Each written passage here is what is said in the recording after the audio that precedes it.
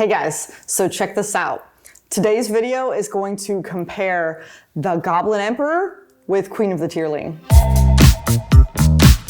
Now I know you may be thinking, it's really hard to compare books even within the same genre. Why these two books and how does this work? These two books, when I finished them, I definitely got similar vibes, similar tones. I really think it's important that you know that I'm not equalizing these books with each other. I mean, it's okay if you're fans of one or the other or both of them. They cover both the same themes and the same topics that it's really hard not to talk about a comparison between these two. What makes them so comparable is the general plot. So both of these take place in a fantasy nation where the main character has just inherited the throne from their estranged parent that they didn't know. Already very superficial, I understand. However, if we get a little bit deeper into it, both of these books really go over like the day-to-day struggles of a ruler and a monarchy, like really understanding what it's like to rule a kingdom. I mean, they make it sound not so fun, right? Everyone thought that being a queen or being a king would be super great. Turns out maybe it's not. Both of these characters have to dodge corruption, they have to dig it out of the ruling class and the nobility who are really against their rule. Not only that, but they both have to struggle to build friendships and trust around themselves so that way they can survive this really difficult rule. Plus, they have to learn how to survive assassination attempts, all while still looking good to their people and building trust and strength in their rule. And they still want to do what's right for the country as a whole, which is a lot more difficult than it sounds.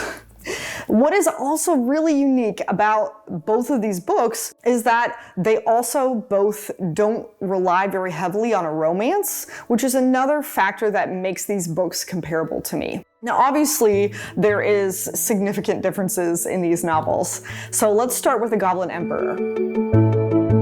The Goblin Emperor follows our lovable protagonist Maya, who learns how to believe in himself and teach through kindness, despite being surrounded by a dog-eat-dog court of nobles who constantly discriminated against his goblin lineage. The main makeup of the book's plot is more of an internal struggle, with lots of contemplative vibes, and almost no action, and absolutely no magic. There's a superficial plot, really a mystery, trying to solve the father who hates him's murder, but it doesn't really play a big role as Maya doesn't really make any decisions or actions about this goal. This novel also sort of took a very, in my opinion, juvenile route in discussing these topics. The main character's dilemmas and problems sort of always had a right and a wrong answer. It was very black and white. What was right and what should be obvious for the main character to do was something that was obvious for the reader. While it was enjoyable to watch the main character struggle through and figure out what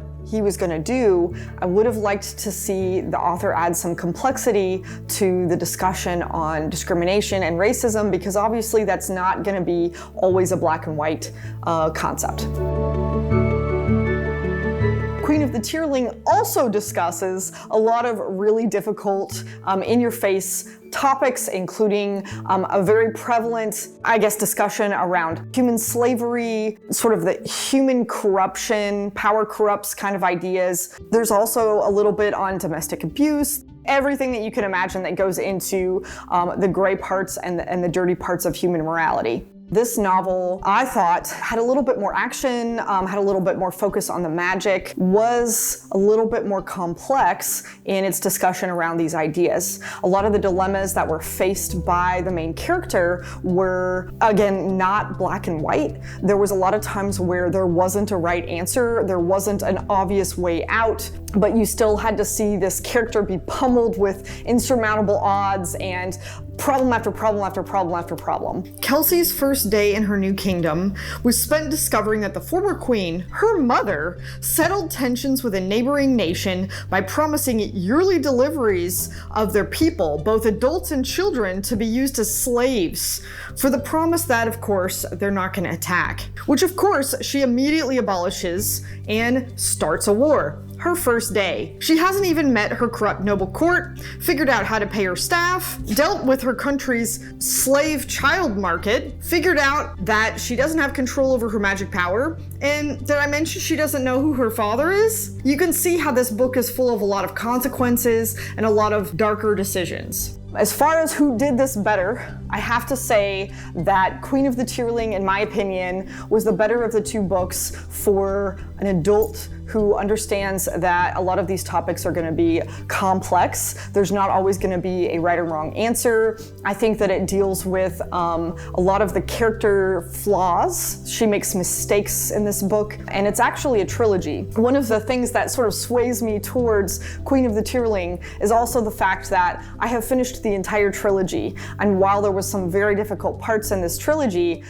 Queen of the Tearling, the first book itself, was a really great introduction, and the trilogy itself had one of the most bold, strong endings of a fantasy series that I have yet to date. Definitely a very divisive ending. I'm not going to go into it because, again, it's spoilers, but I do think that it is a discussion worth having if you're not a sensitive person and you're interested in hearing about somebody confronting a lot of these topics. If you are a little bit more sensitive, I think that The Goblin Emperor is a little bit more for you, or if perhaps you're a younger audience and you just want a little bit of an easier introduction into it. I have yet to read the second book for Goblin Emperor, so maybe that'll change my mind.